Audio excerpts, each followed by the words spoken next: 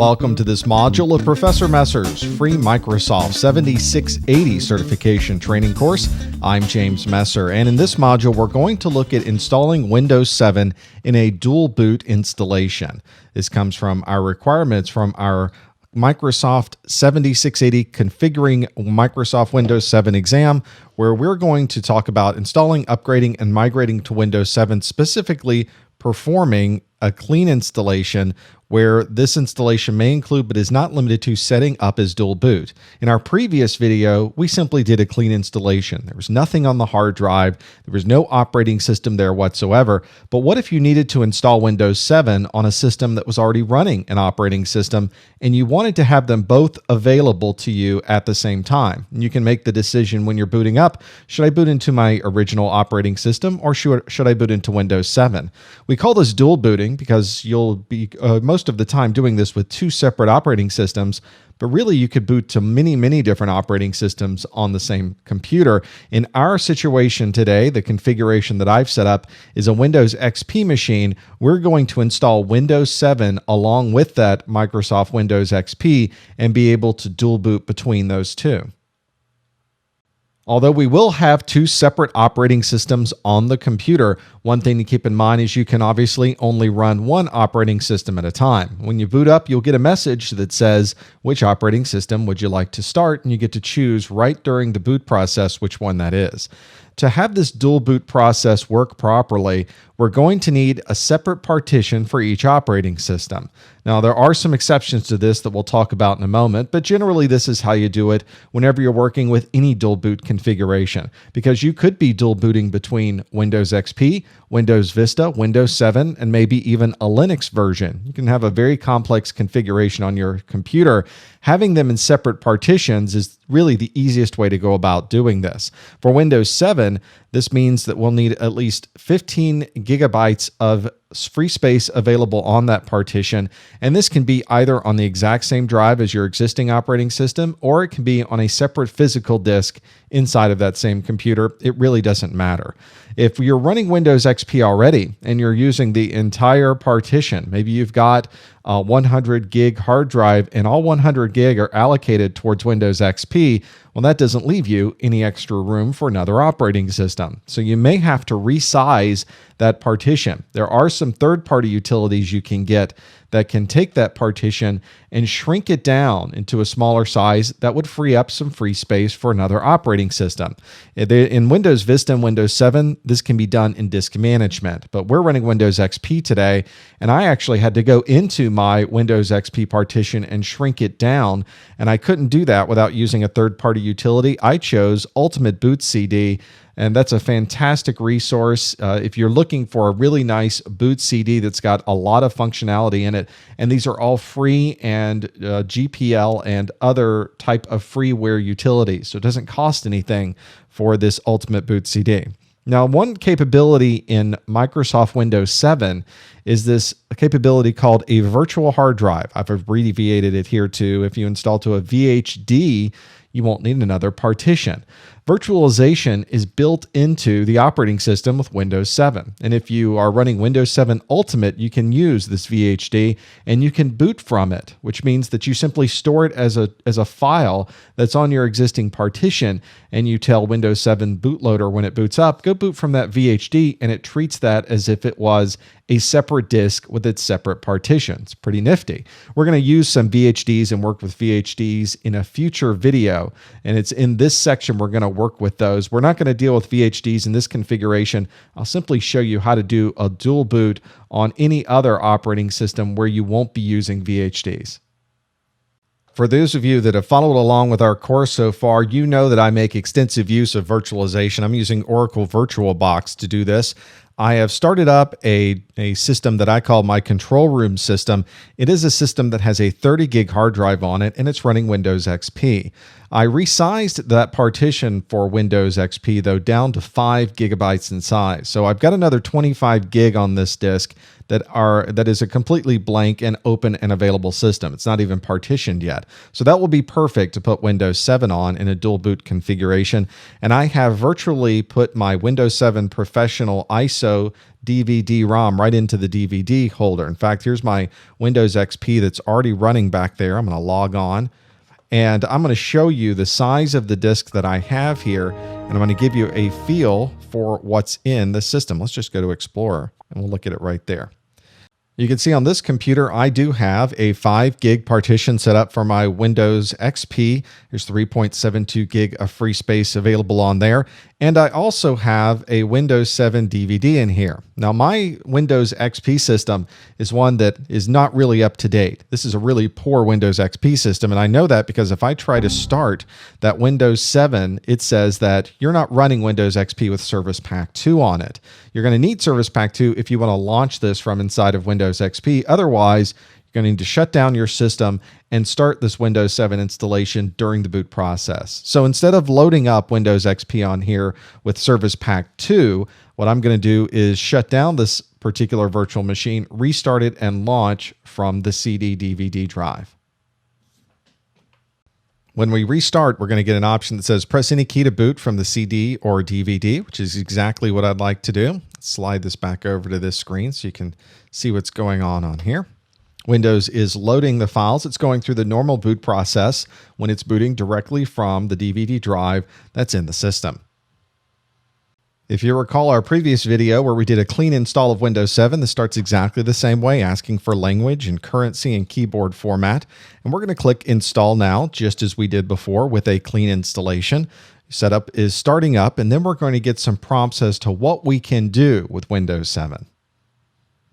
We'll start with our end user license agreement. I agree to those license terms. And now we're opted to upgrade our existing version of Windows, which we know we can't do because that's running Windows XP. We have another option here, which is install a new copy of Windows. And that's what we'd like to do. It does give you a warning that says this does not keep your file settings and programs. But in our particular case, we're going to be installing this to a brand new partition. We don't have to worry about our old Windows XP because it will still be there. We're not going to touch anything with that. And you can see it asks where you would like to install Windows. I have a partition 1 that has my 5 gig Windows XP. Now notice that it doesn't have it on here anywhere what's on that partition. You have to already know that there is an operating system on that partition, and you need to be sure that you do not install Windows onto that partition. I'm going to choose this unallocated space, this 25 gig of extra space on that drive, and we'll click Next. And now Windows goes through the process of loading up all of the files, installing everything. It'll reboot during this process and begin a normal clean install of Windows 7, except it's installing it now onto a separate partition. One thing that will be different, though, when this does boot up is you're going to get a new selection in the bootloader. With a clean install of Windows, it didn't even prompt us when starting up. Once it's done with the installation here, we're going to have some options where we'll be able to choose to start in Windows XP or start in our new Windows 7 partition. When the installation is complete, you'll see a boot manager like this that is counting down from 30 that says, would you like to start an earlier version of Windows or would you like to start Windows 7? And there are other options that we can investigate in here, but we'll just simply let this count down and see if our Windows 7 installation worked well. And here's our Windows 7 out-of-box experience. It's been configured for us and it's simply asking for a username. And since this is a fresh installation, it's simply on another partition. It didn't migrate anything. It did not upgrade anything. This is a brand new and fresh, so we must tell it everything. Our username, and I'll simply keep the defaults in here, and then a password and a password hint, and I'm just going to type the word hint in there, and then the product key information that you'll need to qualify this version of Windows 7. This is the same thing you went through in the clean install of Windows. We'll use some recommended settings. We'll make sure that our date and time is correct in case we'd like to use this partition of Windows for something else. And I'll make sure that my times are set correctly on here. I'm not exactly sure what time it really is. Let's probably should get that right. There we go. And Windows 7 is starting up. So now we have two operating systems. We have a Windows XP and we have a Windows 7. Let's have a look to see exactly what happened during that installation process. Let's have a look in our Windows configuration of exactly what's going on here. I'm going to go into my administrative tools. I choose large icons for this because it'll be in alphabetical order and we can find things a little quicker. I'm going to go into my computer management and let's look to see exactly how the disk configuration ended up for this single 30 gig drive that I have in here.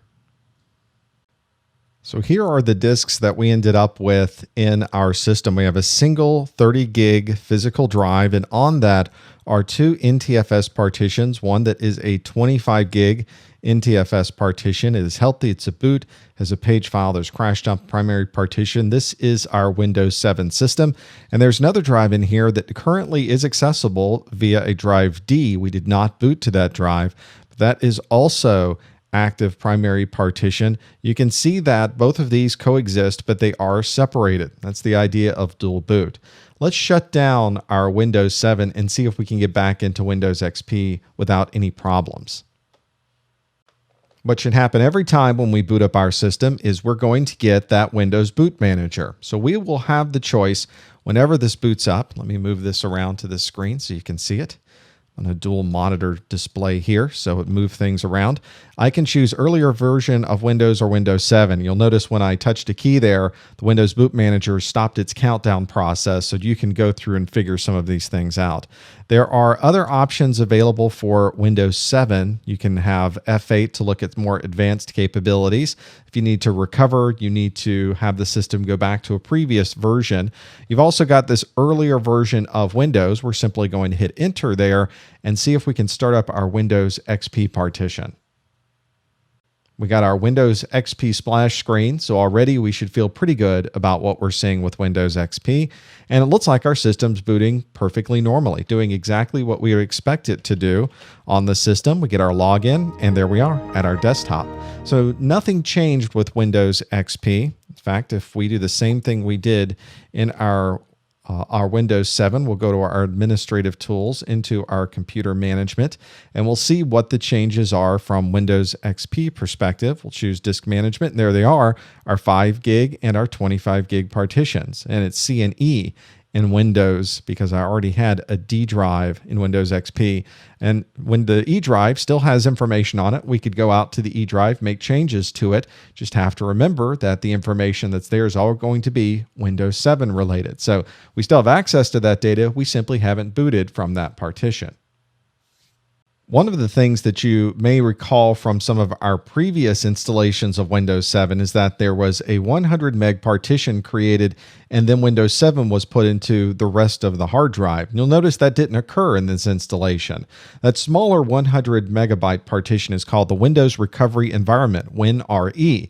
And it's nice to have that there because if you do run into problems with the operating system, you can simply start the Windows Recovery Environment right from the hard drive. You don't have to have the Windows Media to be able to get to some of those very useful recovery tools. Very nice insurance policy to have on your system. Now you can create a separate partition and manually install those recovery environment files if you'd like to, and it's not a bad idea to go about doing that.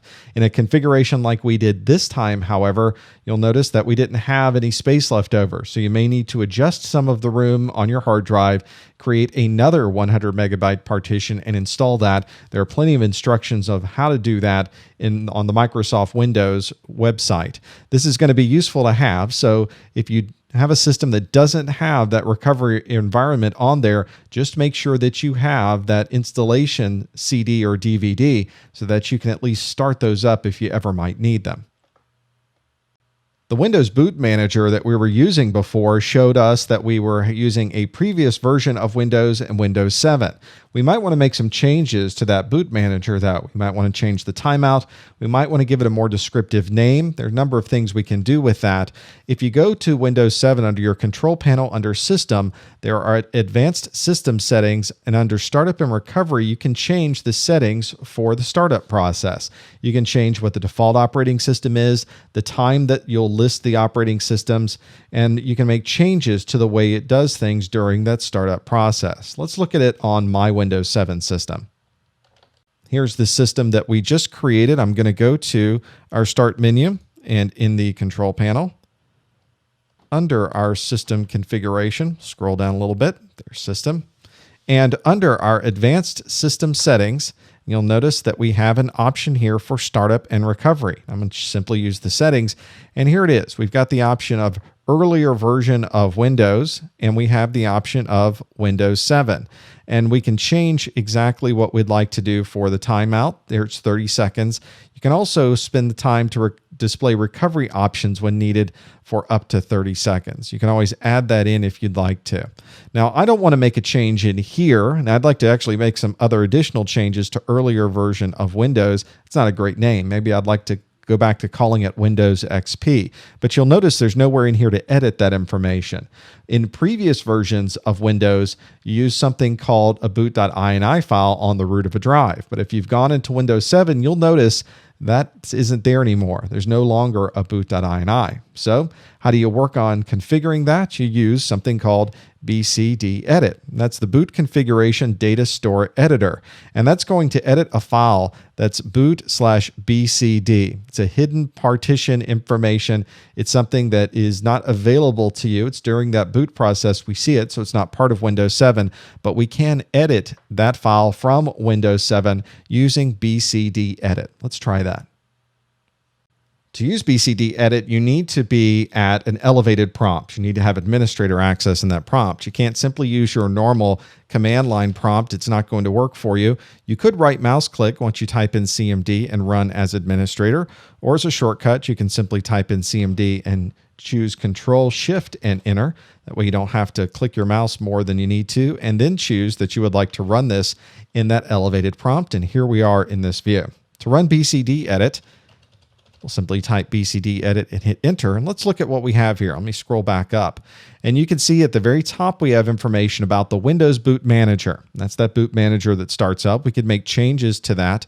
And you can see that it has a name, Windows Boot Manager, which we can change. It can show us that our display order is to be NT loader and current. And that's talking about an abbreviation that's here. The NT loader is referring to that Windows XP session. You'll see it referred to that way.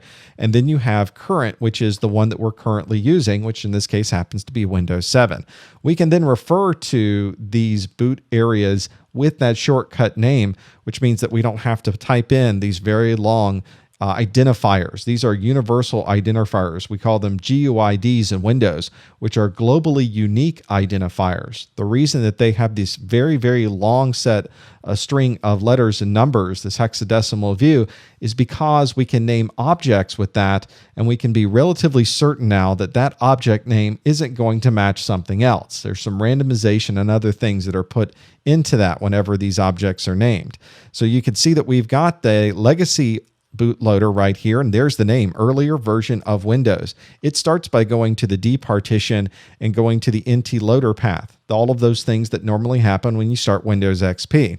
And here's the Windows bootloader that starts up winload.exe for Windows 7, and the bootloader settings here are going to the C partition under Windows and running the different settings that way. If you'd like to see some of the options available to you, you can type BCDEdit /?, and you can see there are a lot of settings here that you can go through to use BCDEdit. And you want to be very careful about using this BCDEdit because you can make changes to the boot process and leave your system unable to boot. And then you'd have to go through the recovery tools to be able to get back into and edit this BCDEdit. But one of the advantages here is that BCDEdit can all be run at the command line, which means you can go to anyone's machine and even have some of these things run in a batch process. And this is something that we'll see throughout this entire training series, is all of these things that you can do in a graphical view, you also are able to do at a command line, because in many cases, the command line becomes even more important because you're able to do a command line in almost any situation, a batch file, a recovery mode, or any other type of mode where you simply don't have access to the graphical front end. So BCDEdit will be one of those command line tools that's very, very useful to know. Here are some of the command line options for BCDEdit. For instance, here's a really, really useful one. Back up your BCD edits, your BCD configuration using BCDEdit /export and then the name of the file you'd like to export this to. That way, if you make a change and that change doesn't work properly, you can simply run this import command to get everything back exactly the way it was before you started this process. You can create new entries. If you didn't want to change an existing entry, you simply wanted to copy it and then make changes to that one so you can test different settings. You can use this /copy and then use the shortcut of current inside the curly brackets and then put a description in of new entry. There's other things we can do. For instance, we can set the description, new entry description. We can change the display order. We can change what the default option will be whenever it times out. What is it going to use? And you can also refer to these not just with the shortcut name, but also the globally unique identifier, the GUID, and see if you can change some of the options in there. In some cases, that's the only way you may be able to refer to some of these options is with that ID. So make sure you're very accustomed to copying and pasting inside of that CMD window. Let's use this one. Let's change the BCDEdit and set the description on that Windows so that it comes up and shows Windows XP rather than that previous Windows version. Let's look at the configuration of our system again. We'll type BCDEdit. And the one that I would like to change, the identifier that I would like to change is the one that's identified as NT loader. It's not the one that's identified as current. I want to change this one because that one has the description of earlier version of Windows. That's the one I want to make updates to. If there were other options in here, it may not have any of these shortcut names. It may be that very long globally unique identifier. It's nice that we have that shortcut because I'm going to use it in this BCDEdit configuration here. I'm going to use the /set command, and I'm going to refer to the exact object, the identifier that I would like to set. The command line prompt that I'm going to use is description, and then in quotations, I'm going to put what I would actually like to call this, which is Windows XP, and then close the quotes and hit enter. It says the operation completed successfully. Let's run BCDEdit again and see if it really does. And you can see my description for that partition and under that identifier NT loader now says Windows XP. Let's see if that really worked. And here are the results of the change that we made. Windows 7 is still the default. We didn't change that, but you can see the name that was here that did say the previous version of Windows now has a more specifically named Windows XP. So become accustomed to using those BCDEdit commands. They'll be very useful for you. Try copying some of these configurations, make change to where they're going, export them, import them so that you know how to back them up and restore them again. Those are very, very powerful commands, and you'll run into them a lot if you're going to be using this Windows Boot Manager. Let's see what we've learned in this episode. Which option should you choose to configure a dual boot configuration? Well, if you remember during our setup process, that option was the advanced option. We don't want to choose the upgrade. We actually want to install a brand new version of Windows 7. The next question is which utility allows you to configure the boot menu from the command line? And if you recall, we were changing that Windows Boot Manager using BCDEdit. And the last question, what is the minimum partition size required to install Windows 7? We saw that earlier in the presentation. Before we did our installation, Windows 7 needs at least 15 gigabytes of space to be able to install properly. That covers the requirements for this module. We've gone through and done a dual boot installation. It worked perfectly, and we're now running Windows XP and Windows 7 on the same system and deciding which one to run when we boot the system up. If you'd like to watch any of our absolutely free Microsoft Windows certification videos, you'd like to participate in our message boards or much more, you can visit our website at professormesser.com.